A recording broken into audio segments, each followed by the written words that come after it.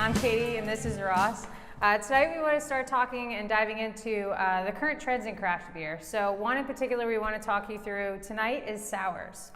Yeah, sour beers are really cool. A lot of the beer nerds are hoping that sours become the sort of next IPA, the new industry leader as far as growth goes. We're not really sure if that's actually going to play out, but the parts seem to be in place. They appeal to all different types of drinkers. A lot of casual beer drinkers that are afraid of hoppy beers actually like sours a lot. Wine drinkers who have written off beer in the past see a lot of complexity here. Obviously the beer nerds love them because of their rich heritage in Belgium. And then, it just covers a lot of bases. So they're definitely something that you want to consider putting on your menu.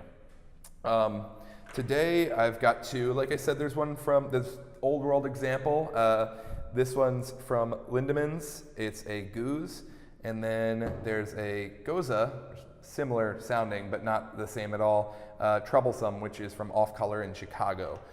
Sour is sort of like hoppy. You could say, oh, we have some sours, but it's just a general category.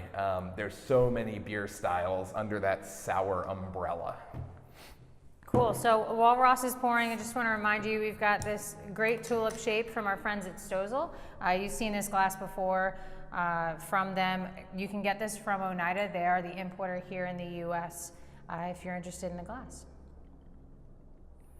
Yeah, so the reason I chose this glass, I like a tulip on really any Belgian style. It doesn't have to be marketed as a Belgian tulip.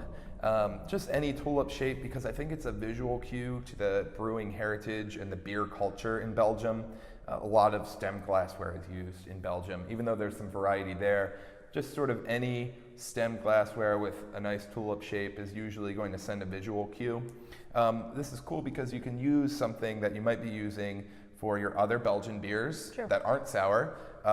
Maybe something that you're using for an IPA. I think an IPA would go fine in here because it sort of cups everything in and enhances the nose.